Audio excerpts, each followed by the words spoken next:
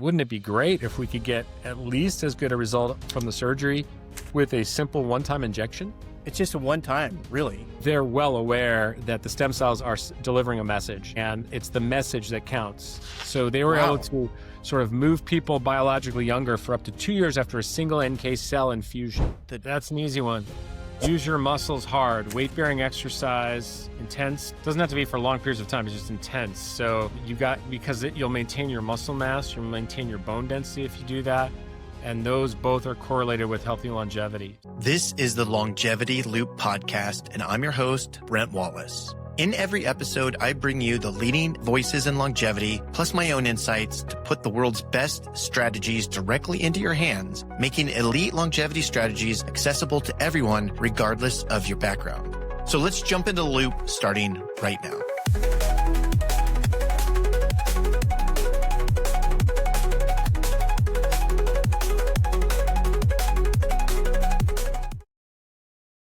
All right. Welcome, everyone, to the Longevity Loop podcast. Today, we have a great guest that I've known about for a while. We'll probably get into the story a little bit, but I recently hung out with Dr. Jeff down in LA at the HealthSpan Summit, which was a super cool event. If anyone's ever casually interested in longevity stuff or you're a professional, awesome event, awesome weather, awesome people. Smoothly run. So anyway, and then just the quick disclaimer of things is that this is a podcast. It's meant for entertainment purposes.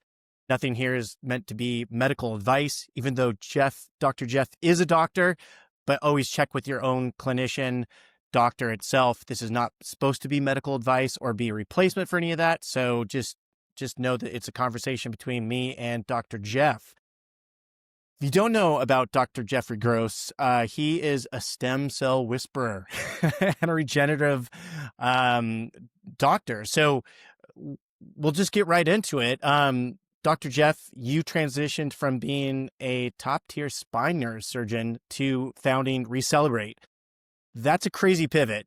Well, maybe it's not that crazy, but it, when you go from that to that, that's kind of radical. So what did you see in that surgical practice that made you realize that there might be a better path for the people you're serving? Yeah, thank you. It's thanks for having me, by the way. It's an evolution. I recognized early in my career that there was a problem in the sick care system and the delivery of healthcare, and that people were getting the same thing, and I was trained to do the same thing that my professors were trained to do by their professors in the 1950s and 60s. So nothing had changed. There's a new widget or a new approach, or we do it through a smaller incision because we're cool. But there was nothing new being added to the gap between surgeries and all these non-surgical treatments like injections and therapies, right? We have all this technology, we have all this biotechnology, and why isn't that happening?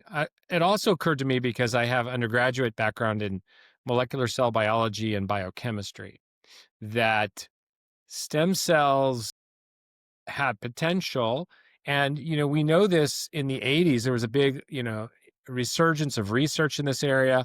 And it took, 10, 20 years for that to trickle into the clinics. And where were those clinics, Brent? They were in Europe and in Asia. They weren't here. There was a big schism here where people thought, we were harvesting, aborted fetuses, which we were not. Yeah. No one was. Yeah. But, all you takes is one bad apple, and you hear that and it goes crazy. Totally. So we were held back here. Of course, there are economic forces in this country that benefit from surgeries and from drugs, and surely they didn't want some kind of natural, easy solution. So my patients came to me and said, we're not ready for surgery. We don't want the surgery. I said, great, because I only want to do it for you if you absolutely have to have it. I was a little different than my colleagues because we were always taught how to do the surgery during residency, then how not to do it once we were out in practice. But a lot of my colleagues weren't thinking the same way. So I never really fit into that system. I was always bucking against the insurance companies and not willing to take their craziness. And finally, enough patients said, how about stem cells, doc? And I said, you know what? I'm prepared for that. Let me, instead of going to these annual neurosurgery meetings where we talk about spine surgery and stuff, which, which by the way, I still see spine patients. I still do second opinions, did 2 today. It still comes very easy to me to help people figure that out.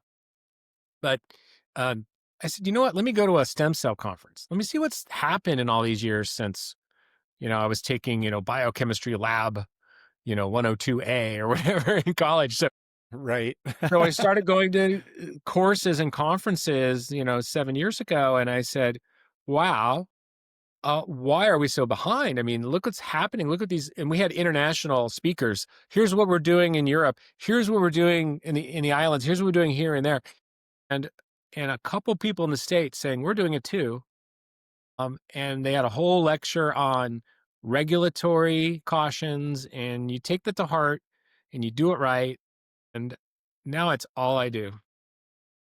That's so cool. Yeah, I feel like there's almost a secret club of stem cells in the United States. It's like, oh, otherwise you got to go to like, Mexico or India or Germany or something, and like, it's like almost, I mean, obviously it's not a secret club. I mean, there's people like you definitely pushing it forward where it's way bigger, a way bigger thing now and way more accepted.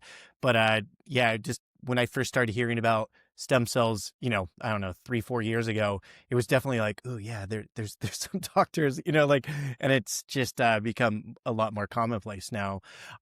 So starting with the fundamentals, if someone's never heard of stem cells before, which I think with our audience, it's probably pretty rare, but still, how would you explain what they actually are and why they matter for healing? And we might get into this later, but the difference between that and PRP, or Yep. just Yep. kind of the different modalities that we hear out there, just kind of getting casually thrown around, but maybe not totally understanding what they do and how they work. Yeah, I got you. I got you. So, just to tap back in for 1 second to the last element, I'm here. I'm here not just to hang out with you, but because I think one service is we need to let people know what's out there. Hmm. And I'm here to share that and educate. So let's educate on stem cells and regenerative medicine in general. So the field is regenerative medicine, medicine that creates and regenerates and restores. And that comes in different flavors. The most basic flavor is called platelet-rich plasma, or PRP.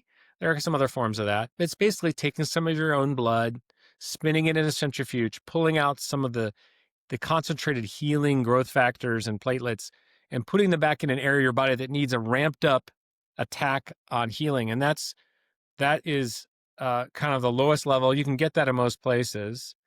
By the way, all of these elements, all of them are not yet approved for marketing claims by the FDA. They're not yet approved for marketing claims. That sentence is very important because most people don't finish that sentence. So PRP is not approved by marketing claims, but interestingly, some health insurance companies are starting to pay for it because they've figured out it's cheaper than a surgery for a joint or something like Interesting. that. So, Interesting. I didn't know so that. hopefully that'll continue into some of these other more powerful regenerative biologics. So from PRP, the next one up would be stem cells. So what are stem cells? Which is really what you're asking me. And stem cells are the cells from which we are created and from which all other cells stem from. So hence their name, right? And when we're a fertilized egg in our mother's womb, we're very powerful stem cells because there are many different kinds. And then as we develop into sort of a fetus-shaped thing, they're powerful, but not as powerful as the embryo, the initial embryo. And then later, as we're almost ready to be born, we're a fully formed fetus, human-looking. Those are called multipotent stem cells. And that's basically when we use stem cells in the clinical sense, we're generally talking about these multipotent stem cells that come from the middle layer of the embryo called the mesoderm. And these are called MSCs, short for mesenchymal stromal cells, which are the particular cells that we maintain. They help us grow and develop as a child. They help us repair, restore, and heal if we're injured. And when we're done growing, we use them all the time to renew and restore.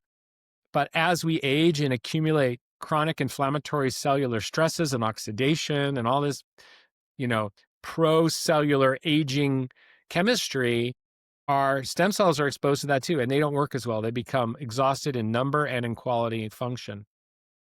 So that's where this whole field of regenerative medicine or stem cell medicine comes in, to strategize, to use those youthful ones as a hack, whether you take your own, concentrate them and put them back in, or even better, you get the younger donors, younger sources, usually from ethically, donated materials from a mother who just delivered her baby by C-section, donating what we used to throw away, right? The placenta, the umbilical cord, the amniotic fluid, and using those materials.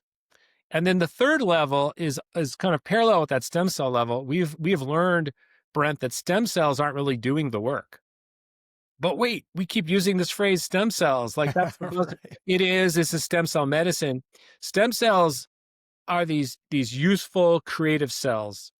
Um, they're very powerful, but they are delivering a message of healing, repair, anti-inflammatory behavior, optimal cell behavior, re-engaging and reactivating our cells. Our cells do the repair work, not the stem cells. The stem cells turn that switch back on and remind us how to do it. How do they do that?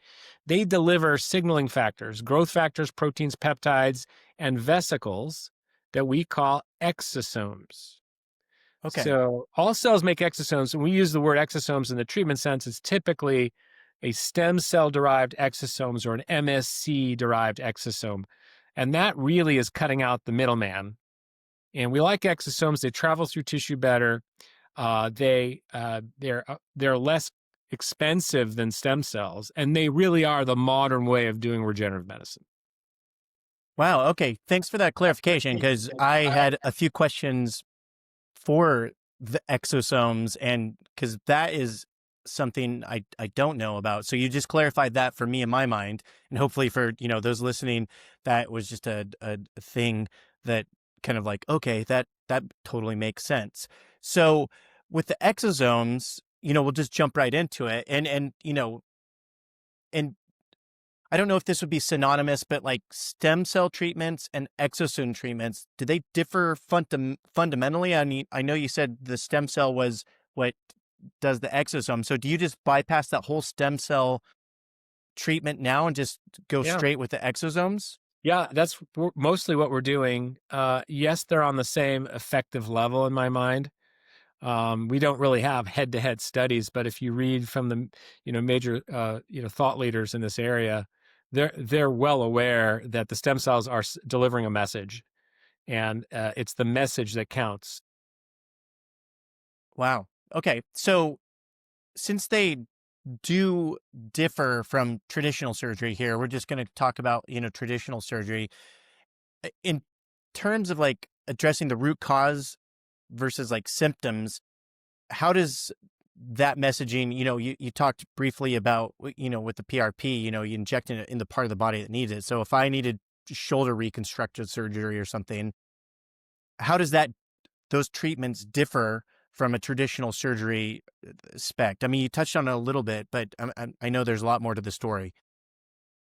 Well, differ from a surgery. Well, I mean, a surgery is an open thing. You have risks of infection. You have risks of pain.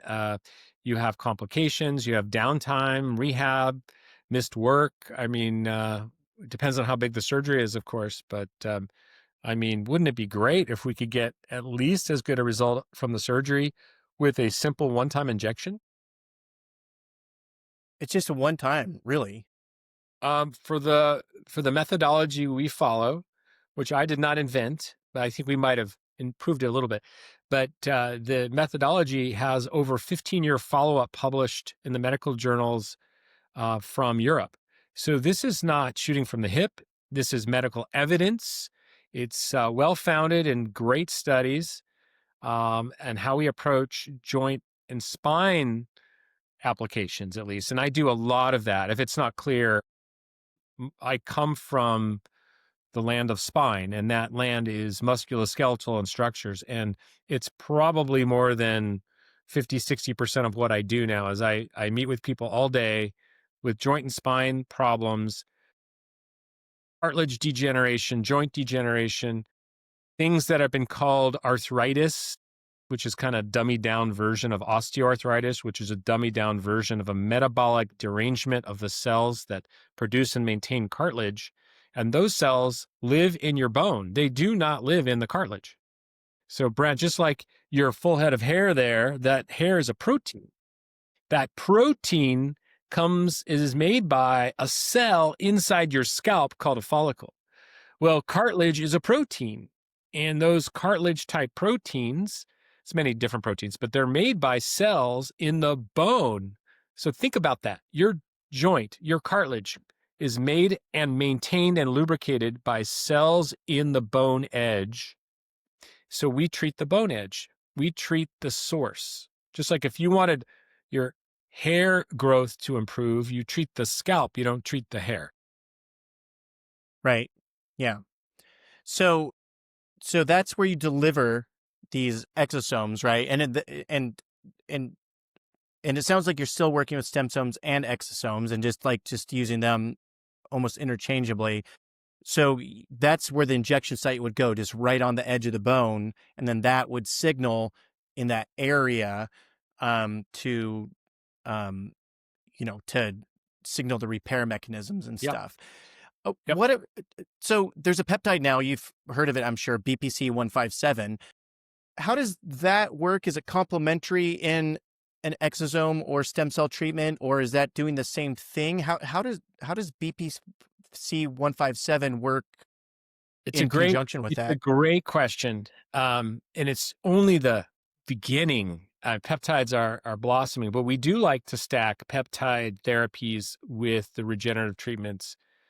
They're not doing the same thing, but BPC 157 matched with TB 500 and some others that support collagen production can work synergistically together. So we would pair that type of peptide protocol with an exosome procedure to get more out of it.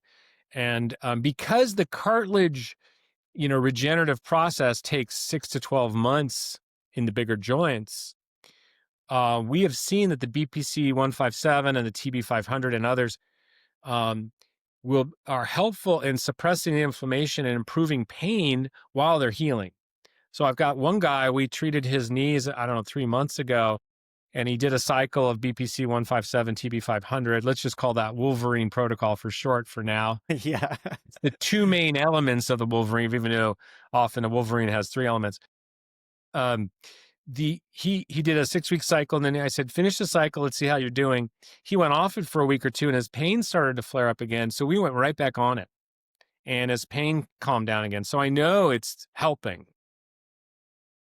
I know it's helping. And so we're doing that. If you have reduced muscle mass and we need to help support your mitochondria and muscle, we might add a mitochondrial peptide, a MOTC or an SS31.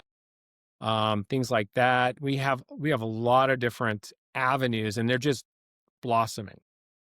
That's cool. That's really cool to hear that you're using those synergistically with that other protocol there. Because I know I've used, I get running injuries where it feels like my tendons in my calf are like kind of torn or inflamed. And I know BPC 157 with the TB 500 really does help me. So someone would be seeking exosomes or stem cells. At what point, it's like for someone like me, like say I eat it real hard on my bike and my shoulder's all screwed up and I'm using the BPC 157 to kind of get there. At one point would I seek out someone like yourself to say, hey, doc, I think I need some exosomes here? Would it be that it's not healing, or would it be me going to a traditional doctor and them saying, hey, you need some surgery? And I'm like, I don't think so. Or what's the line there? Well, had you asked me this 3 or 4 years ago, I would have said, yeah, when you no longer can take it and the other things aren't working. But now I have a little additional opinion on that, where I think the earlier you get to this, the easier it is to have your body repair it and move you backwards along the degenerative line and guess what the opposite of degenerative is? It's regenerative. We want to move you into the regenerative side of things. So that's the goal here. So I would say there's no harm in looking at it, right? And the way we do that is we get, most of my patients, I'm in Las Vegas, Nevada, for those of you who didn't know that. And most of my patients are not in Las Vegas, Nevada, right? So we start on a video just like this, Brent. We get to know people, we get their records, we get any imaging they have. If they need, we'll order the MRI for them. And it has to be an MRI, an X-ray is inadequate. And it has to be a good quality MRI, a 3 Tesla MRI, which speaks to the magnetic strength, which is a big factor in determining the quality of the resolution of the images. We also order some additional imaging from the MRI that's from the secret menu that you don't normally get, and you have to know. So let us order the MRI for you. I'm very particular because we're targeting these inflammatory damage at the bone edge, and we can see it. We can see these bright white spots on what's called an inversion recovery MRI.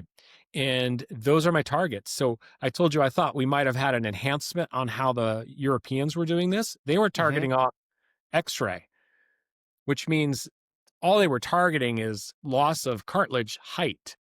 I'm targeting off the actual inflammatory changes in those cells, which is the reason they're not working. Got it. Wow, that's pretty cool. Yeah, I've never known that would be the process of that. So that consultation would result in an MRI, and then you'd have the exact data that you need to know if that would require exosomes or stem cells, and then you could make your recommendations from that point. And we can put I get the MRI, we look at it here on my computer, I share it on my screen so anyone can see it. So we only invite people here to Las Vegas who are, ready for a procedure.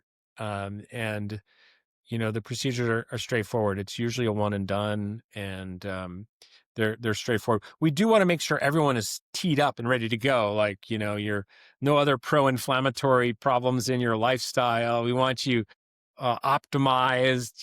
We work towards that. So it's not just the joint. We want to really suppress inflammation in your body from all aspects that we can: sleep, diet, nutrition, exercise, everything. For sure. And I think that's one of the things that really sets you apart from just kind of if you could call stem cells ordinary, but you're very much holistic in your approach to it, where you do address those other things, like kind of like a true longevity specialist or a longevity clinician would. So one thing I do want to touch on too, just in the research, getting ready for this, there's a lot of talk about natural killer cell exosomes specifically. They're getting a lot of attention right now. So how are those different than a normal exosome? And I think you're working with those too, right? Yeah. So I'm glad you asked. So we've been using the stem cell derived exosomes for quite a while now. They're abundantly available. But I didn't have anything for patients with cancer. And, I have to help those that are suffering. It's built into the Hippocratic Oath where we have to do that. So we don't give regular exosomes or stem cells to people with cancer because we're not sure if it'll increase the cancer or not increase the cancer. We just don't know enough. Right. So in my, when I'm not seeing patients or hanging out with people like you on podcasts, I'm always reading and, going down rabbit holes as a nerd, and I'm studying, and I was looking up different immune therapies. And so I became a fan of what's called the natural killer cells. And these are cells in our body whose job, and they're just a small percentage of our white blood cells. So they're very small number of our cells. Their job is to be like a sentry system, a security system. They go around the body and they selectively remove abnormal cells. So cancer cells, infected cells, zombie senescent cells. Now, the cancer cells, you're like, well, why do we need those if we don't have cancer? We do make accidental cancer cells during our lifetime. They get screened out. They get edited out by this mechanism. And normal cells are not affected by natural killer cells. So it turns out that people with cancer tend to be found with a reduced number and function of their natural killer cells. So it made sense to me that, wow, if we could restore that natural killer cell function, maybe we could help them fight the cancer naturally. Because that's paralleling with we can help people with who aren't making cartilage anymore if we restored their cartilage function, right? It's that same sort of logic. So, so I studied natural killer cells and the research extensively. Turns out natural killer cells do their work, kill the abnormal cells by, you guessed it, their own special exosomes, NK exosomes, natural killer cell exosomes. So great. Where do I get my hands on some of these? It took me 2.5 years to get some. Why? Natural killer cells are so few, and getting them to produce enough exosomes to make a therapeutic dose was laborious. And a couple different labs had them in China and in Europe. And I've been communicating, spending most of my time on an app called WhatsApp, because that's how they communicate from other countries. And the Chinese were great. They wanted to share them, but their government would not allow that. So I finally got my hands on some limited doses out of Europe from a lab. They only had so many doses, and I bought 25% of their supply. And big investment, put it in my freezer, and we've been using them very, judiciously, very sparingly, sort of rationing them. They have an anti-aging quality, but I'm not using them for that because I don't have enough. I'm only using them for people with cancer. And the research shows that you can do them IV for blood-borne tumors, and you can do them directly injected into cancers, and the tumors will shrink. And we've seen some of that clinically already. We're getting to know these. We're doing it with some people who want something natural in addition to a chemotherapy or radiation plan, depending on their cancer. And it's been useful in many different cancer types in the literature. And we're also using them for people who maybe have a risk factor for cancer, maybe a family history or a genetic mutation, and they want to maybe take some preventative action, at least hypothetically. And similarly, people who have maybe been in remission and they want to extend that remission or take action that's hypothetically charged to help reduce remission. And then some people just flat out aren't going to have chemotherapy and radiation, just natural only. And this is ideal for them because we've seen no side effects so far. So we're making these available on that sort of compassionate basis. Well, that is so cool. That is one thing that really excites me. I mean, just like when you said that about the cancer, I was like, wow, that's so cool, because that is an area that just, I feel like it's just a big mystery still out there, and everyone's just doing these things, and there's so many promising alternate therapies than the chemotherapy, kind of traditional, the cut, burn, chemical, whatever they call it. Yeah. Not to say that doesn't work, because it obviously does, but I think there's way better, way more advanced things out there that we could be investigating and doing that can really save people. And it's really cool to hear you that it could be a preventative as well, or a therapeutic, it sounds like, but it's so rare, you kind of want to save it for the big guns, for the really, really important. Yeah. Right now, until we can get more of these, and, I've sort of in the pipeline to get more, but, we want to make them available to people who absolutely can benefit from them, or at least hopefully benefit. Yeah. One thing that I always heard, that natural killer cells, there's a mushroom active hexane compound. It's AHCC, which is like some sort of fermented compound out of Japan that also is supposed to do that. I have a couple bottles of those. They're super expensive, but anytime I feel like I get them sick, I'm getting sick, and it really seems to work. So, I mean, obviously, supporting the body to make it immune, resilient is always the first thing to do, but it's just so cool that there's the exosomes that can really do that. And then you've got a source on them too. So anyone listening, we chase that stuff down. We don't wait for it to find us. But you're right. Well, I'm sorry to interrupt you, Brent. You're right. You can stimulate your own natural killer cell function. And I do want to comment on the anti-aging quality of natural killer cells, because you can take that adaptogen that you mentioned. You can take transfer factor. You can take glutathione, which is hard to absorb, but you have to find the right source. Those things will stimulate natural killer cell function. Fasting will stimulate natural killer cell function. Hot sauna, all the hormesis things you can do will stimulate natural killer cell function. So the biohackers tend to have better natural killer cell function in general. But I know, it makes anti-aging, sense. I'm sorry, the anti-aging side of things is, I remember I said these cells also kill off, these natural killer cells and that their exosomes kill off senescent cells. So if you were to remove your aged cell population, your zombie cells, get rid of them, your body is made up of more younger cells by average. And that makes you biologically younger. So there was a study done a few years ago using NK cells, which of course, implies the exosomes were being produced. They didn't have the exosomes at the time. And they showed reduced age marker. So the enzyme you look for that leaks out of these senescent cells is called beta galactosidase. So everyone at home, there'll be a quiz later. Please write that down. Beta galactosidase.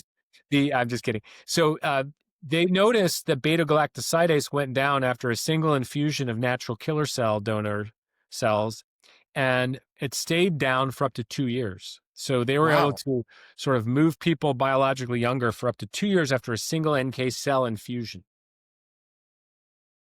That's really cool. So that sounds like one heck of a rejuvenation outcome Yeah. that you get there. That's so cool. Like, I'm so excited for the future, and I'm really excited to get those NK exosomes more available. I mean, I imagine people are working on it like crazy, like trying to figure out how to get those things going there. Um, but and then with the peptides and just all those cross complementary things. So it really sounds like you're doing not only just injuries and kind of like things like that, but you're also doing the whole body preventative, ramping up your immune system and the longevity part of it. Because I mean, obviously, we've met at the Health Span Summit, which is longevity based, so that's part of that. Of the peptides, we touch on them a little bit. What are you most excited about clinically with the peptides? Is it the BPPC 157 TB stuff, or are there other things on the horizon that other people might know about I'm or might excited about want to all of hear them, about? but to me, BPC 157, TB 500 are, they're tried and true. They're around. They're good. They're good to go. Put them over here. We need them. We'll use them. But I'm really excited these days about the mitochondrial peptides. SS31 has been my recent go-to favorite, especially people with long COVID and they're just, inflammatory damage and the cells aren't functioning. Sometimes it's the mitochondria, and we can look at that and we can help restore that. And through good use of peptides. I'm also a huge fan of GLPs, and not just for weight loss, but for suppressing inflammation and all the other health benefits that could come with that we've been demonstrating now in longer longitudinal studies. Probably the most studied peptides besides insulin are the GLP-3s. Yes, insulin is a peptide. It's Right. the That's original, a surprise. peptide therapy, right? So, and what's really another thing that excites me is that some of the primitive small fragment peptides, 3 and 4 amino acids long, are we call them sometimes bioregulators. They're probably preserved all the way down into bacteria and fungi. I mean, these are used, they get through the nucleus of the cell and they change what genes are being coded. That's epigenetics, right? And that's when you're eating right and you're exercising, you're releasing those internally. So we're just learning from that and sort of amping it, helping it, supporting it, biohacking it, to get the health benefits related there too, for health span, for healthy longevity. Yeah, that's one of my favorite things. I mean, our friends over at Soma Peptides, who are also at Health Span event, there's such a great source of peptides out there. And I've got to know Peter, who is also at the Health Span event, and it's so much fun to play with it. Like the SS31 is great. Like you said about the mitochondria. Since I'm an athlete, I love to run and bike, and some of those are just so amazing for the healing factors and just for the performance factor. As I age, I definitely notice like the recovery and just the ability to go, no matter how good my sleep and diet is. It's just obviously going to naturally decline, and so part of that health span increasing is really capitalizing on these peptides. And I think it's such a new frontier, and it's so cool to hear doctors like yourself integrating those with like really, holistic overall, not only just healing the body, but then just, healing it to back to, homeostasis or whatever you would call it, but then going beyond and opening it up so you really unlock the highest performance without overclocking your body, which I think like some things like SARMs or, some of the things that the maybe weightlifting community get into that kind of like, make your body perform, but it might be paying a price later on in life. But, I feel like the peptide part of it is something that is really a sustainable solution. At least it seems to be that way to, on my end of things. And it seems like it's on yours too. Yeah, Um, totally. so kind of talking about the overall system of healthcare now, in your opinion, what is really broken about the conventional healthcare system that maybe some doctors won't say publicly? What isn't broken? The entire system is flawed, from medical education right through this. Everything is driven by health insurance, whether you think it is or not. And I've seen it, right? They ration healthcare. They make you jump through hoops. They're hoping for attrition. People get fed up, go pay cash, get better, die, whatever, so they don't have to pay for it. They push the can down the road, kick the can down the road. And why? Because there's a conflict of interest. They are driven by profit. So until that's repaired, this problem doesn't get fixed. Until we can get the lobbies out of Congress that are hired by big pharma and big implant companies, doesn't get fixed, or big insurance doesn't get fixed. You have insurers making billions of dollars a year when I can't get an MRI for somebody, and that's why I gave up on insurance much earlier in my career. I just couldn't practice medicine. It handcuff physicians and clinicians from doing it. And for a clinician to continue to survive and pay the bills, they have to hire additional people in the office just to get on the phone with the insurance company and try to get approval. Did you jump through this hoop? Did you try this for 6 weeks? Right. Yeah. And then someone on the other end of the phone, they don't have they didn't practice. And then not only do you have to hire people, but they pay you so little, you have to see 12 patients an hour just to get the same money you made 10 years ago. So no one's happy. The patients aren't happy. You're going to miss stuff. They do miss stuff all the time. Incomplete. They're not examining. It's medicine is completely watered down because of health insurance. It needs to go back to the mid 80s change. Back then, health insurers could only make a little margin, like a utility. A public utility can only make like a 5 or 10% margin. Right now, they're making 4,000% margins on your premium. Yeah, and I've heard a lot of times that's why a lot of times it works like in India or Mexico. It is more run like that, where it's just like a lot more efficient and where it's not the crazy markups and stuff like that.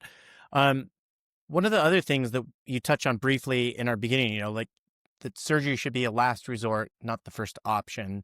Yeah. So how do you think that would change if every surgeon started to adopt that philosophy? I mean, obviously there's the profit thing, like, well, where would I get our money type of thing. But what do you see a healthcare system working kind of in that model?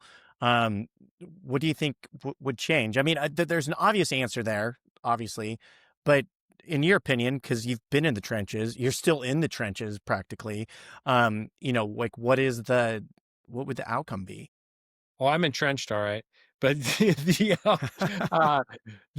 well, I mean, if they did it right, the insurers would actually make more money, because surgery is probably the most expensive thing they pay for outside of certain drugs. So, if they could really foster that, surgical reduction by paying for regenerative biologics, and we're seeing a little bit of this. I mentioned, I think they're paying for PRP, most of them now. They're paying for PRP. And just to be clear, everybody, PRP is not yet approved for marketing claims. But when we say, oh, will you pay for the stem cell treatment? Oh, no, that's not approved. They never finished the sentence for marketing claims. Just so everyone knows, the FDA was set up by Congress to protect consumers with false marketing claims. They approve marketing claims for drugs, medical devices, certain foods, and supplements. They do not regulate the practice of medicine. They do not say what can and cannot be done But when we speak to stem cells, exosomes, peptides, PRP, and many other drugs and surgeries that we do are parts of those things, they are not yet approved for marketing claims. That doesn't mean they're unapproved or disapproved. And what do you see at the bottom of the jar of supplements? It says these claims have not yet been evaluated by the FDA. That's actually the neutral statement we should all be making. For stem cells, this has not been evaluated. Interestingly, many of these things are approved in Europe. So humans must be made differently over there. Right. Totally different species of human, I guess. Yeah. Yeah. I mean, it always floors me how different, even dentistry, like I found a great biological dentist here, where I live in Tucson. And ironically, I had to go search her out through the list that a German dentist has. And I know him, by the way. He's Dr. Dome or Dome. Yep, Dr. Dome. Yeah. I had dinner with him. A very good guy. If anyone's looking for advice, he's a wonderful. But I realized he has set up like a threshold of quality where he vets certain people and has that list. So I'm glad you tapped into that.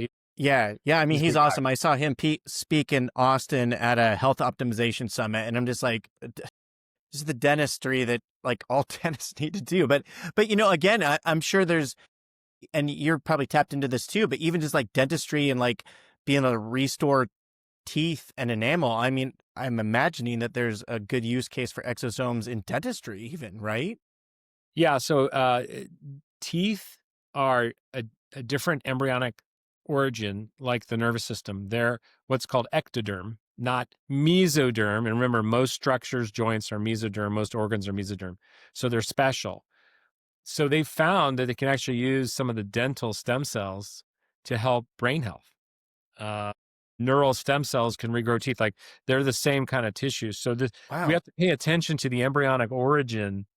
The embryo, after it's a ball of cells, flattens out and is 3 layers like a sandwich. And most of our body is that middle layer, that mesoderm, meso being middle. And then the outside is the ectoderm. It's the nervous system. It's the teeth, few cells in some of the glands. And then the inner is the endoderm. And the endoderm is what makes the nucleus cartilage of the disc, which is why discs are really tough to regenerate. We're working on a sandwich therapy for discs, and where we have something special for the inside called a Muse stem cell, a Muse cell. Got it. Yeah. That's an interesting thing. And I'm sure that's going to unfold, in the future here as, kind of more people get on board with this. One of the things I wanted to ask you personally, what's the most dramatic patient outcome that you've seen personally, that even just made you like almost blow your mind? You're like, wow, I know these things are cool, but this is amazing. Type of reaction. Well, I mean, listen, I have people, we've done joint bone injections, and we did an MRI a year later, and they have like twice the cartilage thickness. But what blows my mind is I have this wonderful woman. She first came to me, she was around 79, and she painted river rocks, big ones, like 3 to 5 inch. And she brought me one. It's like a paperweight in one of my clinic rooms over here. And artistic, very pretty. Here's my gift, and she had aches and pains everywhere. She was getting to the point where she couldn't use her fingers to do the painting and get around and cook. And she's independent woman, tough lady. We did a very low dose IV stem cell derived exosome infusion. Within days, she's walking further, cooking, cleaning the house, painting again. Most of her areas of pain improved. And she said to me, I can start to see light out of my eye. I said, what do you mean? She says, well, I didn't bother you with this, but for most of my life, I've been blind in this eye. So I don't even mention it to anyone because it doesn't matter, right? She said, I can see light. And I said, I have no idea why, but cool. And she said, well, when do I come back for another one? Like, that was great. I'm feeling good. I said, you let me know when it wears off. Didn't hear from her for over a year. So that's probably one of my most memorable wow moments. Wow. But most of the work we do is, day-to-day musculoskeletal, back pain, neck pain, knees, shoulders, fingers, thumbs. We've done toes and ankles, and we're working on a smaller needle so we can do TMJs because my needles are too big for that right now. What's Uh, the TMJ? You mean well, it's a joint, and a lot of people have problems here. We get an MRI, and we can see the changes that lead to the dysfunction in the joint. So we have bony targets there too. I just because it's small and I want to do it from the inside of the mouth because I don't want to leave a scar on the face. We're designing a special needle for that. Wow, that's Yeah, incredible. yeah. Okay, that's We're super always cool. busy. We're tinkering over here. Yeah, I mean, I mean, we got to talk a little bit, in LA, but it's just super cool. It's that's what's so cool about a podcast is that you get to kind of spend time and like, oh, whoa, that's what you're doing. Oh, whoa, that sounds really cool. Yeah, totally. Thank you. So with Recelebrate, who's your ideal candidate? And conversely, if someone comes to you and says, and you might say, no, you're not ready for this yet, or this isn't for you. I mean, you briefly talked about the MRI, but who's the ideal patient or the candidate that was going to come and see you? Yeah, if so, the low hanging fruit are joints and spine. If you've got pain and inflammation, maybe you've had an old injury, old sports injury, maybe you had an old arthroscopy surgery, and down the line you were told, well, at some point you're going to need a joint replacement. That's kind of my bread and butter. That's what we're seeing. That's where we're trying to move the needle. Um, it's growing. We're putting in our own state-of-the-art injection facility. It's going to be unlike any other freestanding place around because we do a little twilight sedation for the injections because of the bone. We have to go in the bone for 15 minutes or whatever. So those are my ideal patients. Most of my people have an appetite for this. They're already health optimized. They're probably on hormone optimization. Their diet is dialed in. Their exercise is dialed in. Uh, they do cold plunges or hot saunas and intermittent fasting, and they have a grounding mattress pad. They're doing it all. The And this good is that stuff. one piece that's holding them back, or maybe someone who's 75 years old or 80 years old and they've been independent and all of a sudden now they're on a cane and they've got a bad knee and they don't want that surgery. They don't want the replacement. We've been able to help people with that. So those are Nice. our ideal, most common, we call it the avatar, the most common type of character that we would see. So it sounds like most of these patients coming to see you, since you do really work with the whole lifestyle, you're holistically dealing with these, say, injuries or, aging ailments. So it seems like most of them are probably sticking with, a good diet and exercise because they're already coming to you with that. So when you Yeah. advocate for that or tune that Yeah. up, it seems like they probably really stick to that. So it really sticks better.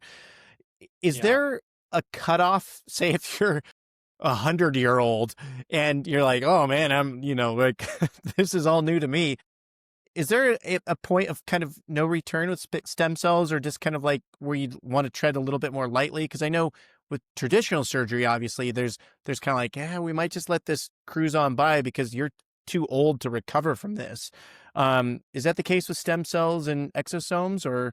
No, it's just an injection.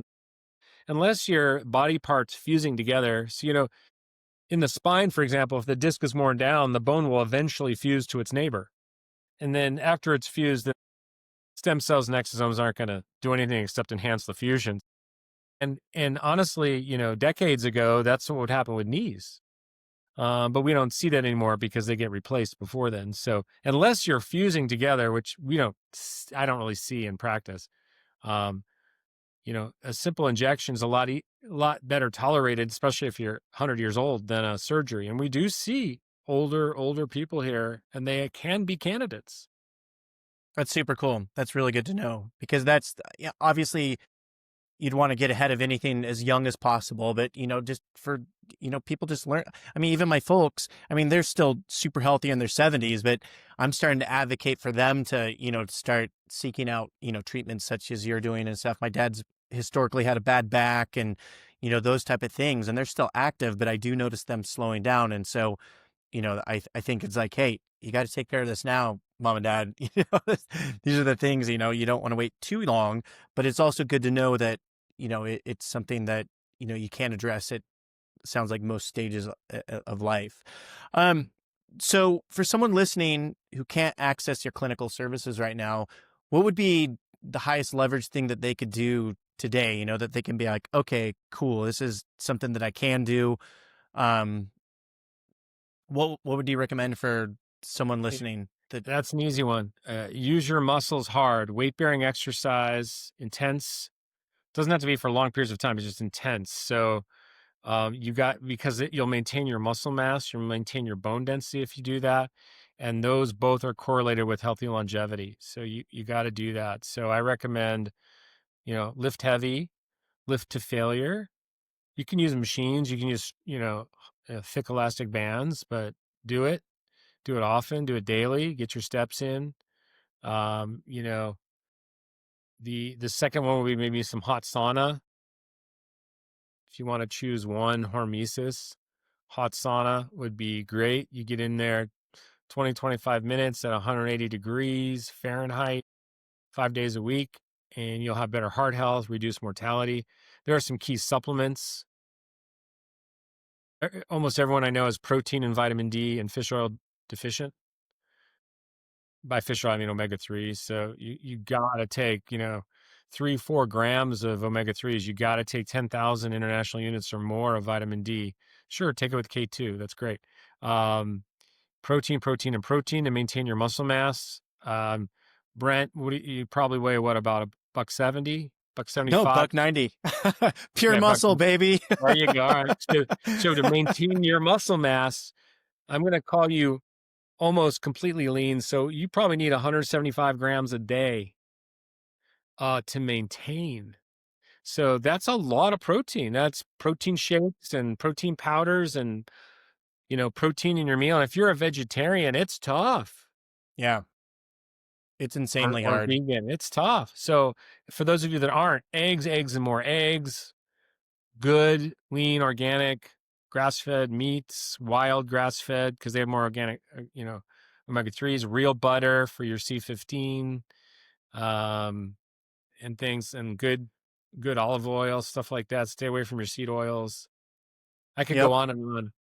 Our newsletter going out tomorrow talks about seed oils, and then just, like I love good olive oil. Actually, who has such a great olive oil is Brian Johnson. His Blueprint olive oil is so delicious and so reasonably priced. I'm just like, this guy, he's such a crazy guy, but oh my God, like his olive oil is I'm a fan. Brian, I'm a fan.